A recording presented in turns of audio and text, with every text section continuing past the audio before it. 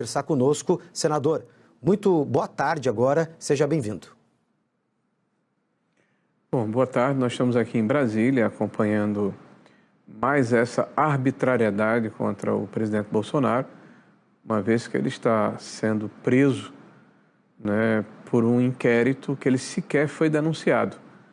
É importante que isso fique claro, né? O presidente ele está sendo vítima, ou está sendo colocado agora em prisão na Polícia Federal, no inquérito que foi aberto há mais de 150 dias, e ele está há mais de 100 dias preso e censurado, sem poder se comunicar com a população, porque há um enorme receio do que ele fala, né? As pessoas têm receio do seu grau de popularidade e coesão. Dentro de um inquérito, é importante repetir isso, né, que ele sequer foi denunciado. Qualquer inquérito, normalmente, com essa situação, as medidas cautelares que foram impostas a ele teriam que ser levantadas, mas não foram. Pelo contrário, agora se alega um risco de fuga de alguém que tem mais de 70 anos, tem comorbidades em função de uma facada que recebeu, alguém que passou por mais de 6 cirurgias, que está monitorado e vigiado 24 horas por dia pela polícia, né, com um carro de polícia estacionado em frente à sua residência, nos fundos da sua residência. Todas as pessoas que entram e que saem do condomínio são filmadas e se alega risco de fuga. É um crime impossível, né? E os motivos que o ministro coloca na sua decisão é de que o seu filho, ou seja, um terceiro, um parente, convida a população para fazer um ciclo de oração. Ora, a Constituição permite expressamente a liberdade de religião e a liberdade de reunião. Então, se isso é motivo de desestabilização, né, social, a gente tem que rever a Constituição brasileira, tá? E que outras pessoas haviam fugido. Nenhuma dessas pessoas que eventualmente saiu do Brasil, que eu saiba, tinha um livro de acompanhamento e de vigilância que o presidente Bolsonaro tem tido por parte da Polícia Federal. Senador, a gente sabe que o senhor é muito próximo, né, do ex-presidente, foi ministro do ex-presidente ao longo, né, da gestão dele de 2018 até 2022. Pessoa muito próxima, faz, né, visitas recorrentes também ao ex-presidente. O senhor conseguiu já conversar com a defesa do ex-presidente ou, pelo menos, ter conseguido informações o porquê o ex-presidente Jair Bolsonaro teria violado a tornozeleira eletrônica? Olha, a questão da violação da tornozeleira eletrônica, né, quem tem os elementos, certamente, é o juiz que emitiu a ordem de prisão do presidente, né? Nós não temos ainda informações a respeito desse item específico.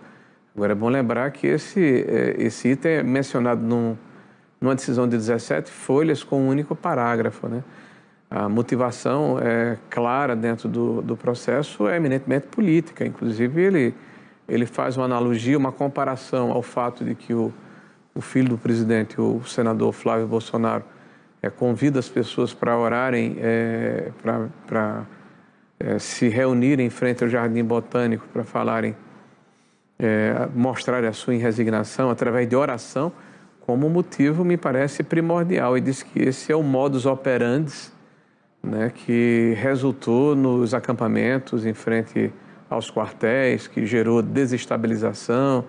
Enfim, são elementos, são conjecturas e tem um forte viés e componente político. O fato do presidente, agora na terça-feira próxima, dia 24 de novembro, ter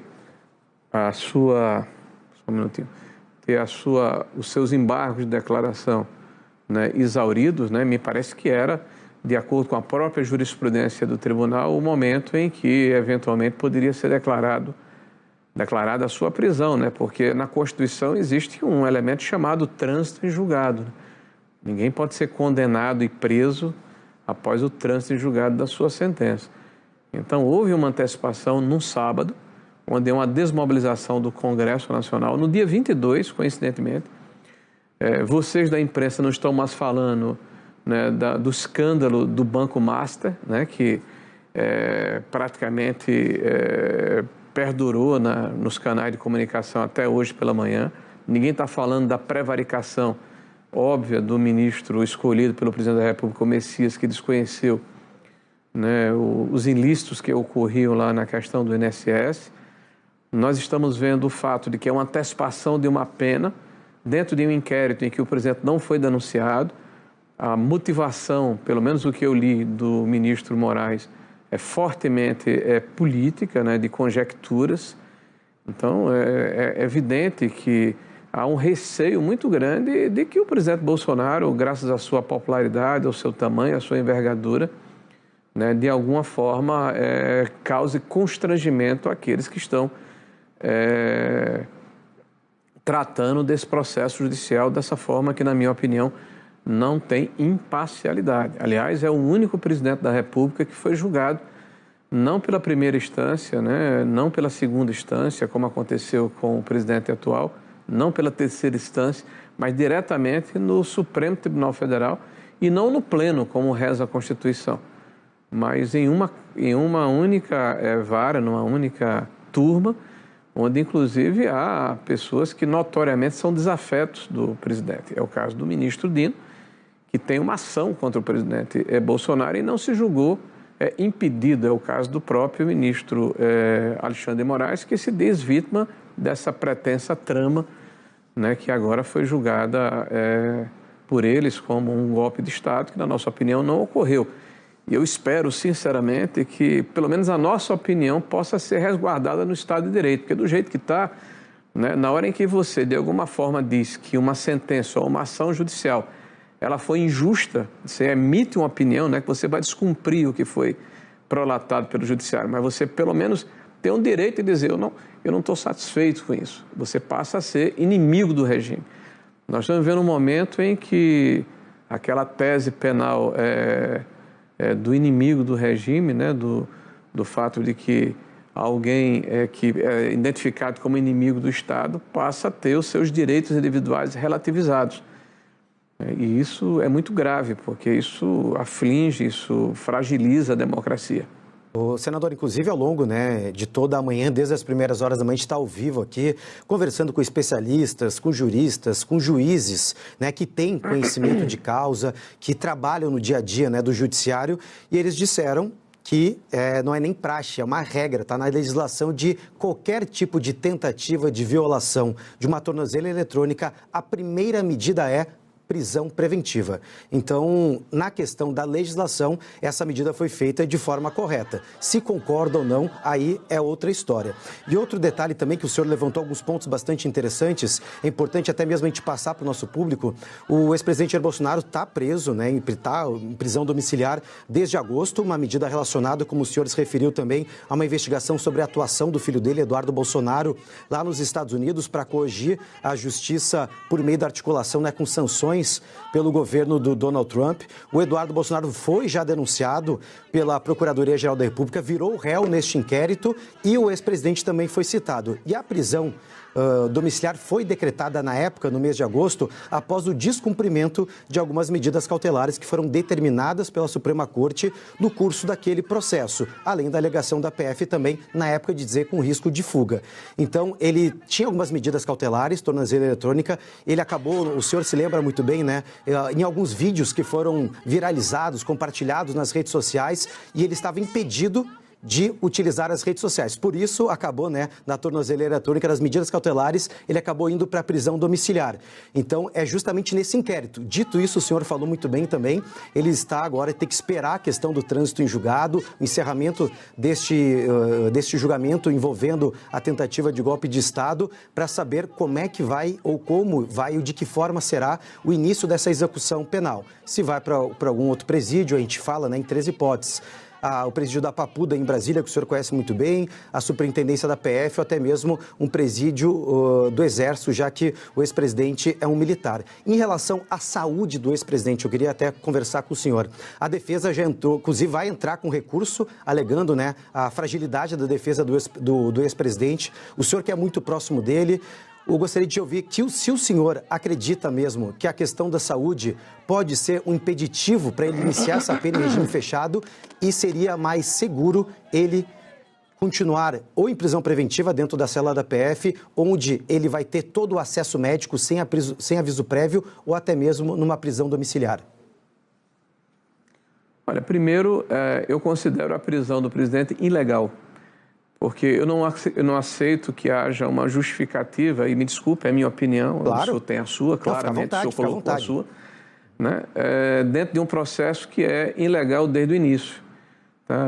Não há justificativa do presidente estar sendo julgado em última instância, toda a jurisprudência anterior dizia de forma diferente.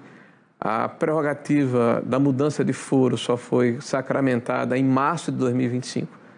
Se eu tenho uma ideia, durante todo o ano de 23, meados de 23, 24 e até o princípio de 25, aconteceu um inquérito que não havia previsão legal, conduzido pelo Procurador-Geral da República, e ele apresentou a denúncia em fevereiro de 25, quando a mudança do foro só foi sacramentada em março de 25, ou seja, antes dessa situação. Então, há uma clara ilegalidade por conveniência política. O inquérito que o senhor cita com muita propriedade e conhecimento e conversou com várias pessoas é um inquérito em que há uma presunção de que o presidente, pelo fato de ter ajudado o filho que está fora do país, com recurso financeiro, passou a ser investigado, e as medidas cautelares foram colocadas nesse inquérito, e inclusive medidas absolutamente excessivas e autoritárias de impedir que ele se manifestasse, que ele falasse à população brasileira antes, inclusive, de qualquer decisão judicial. Isso é censura e censura prévia que a Constituição proíbe e está sendo banalizado pela imprensa. Tá? Depois, esse inquérito que o senhor fala, ele não foi alvo de denúncia do Ministério Público, então qualquer inquérito normal, ele deveria ter tido essas decisões cautelares suspensas, não foram. Então isso é um abuso, uma arbitrariedade, né?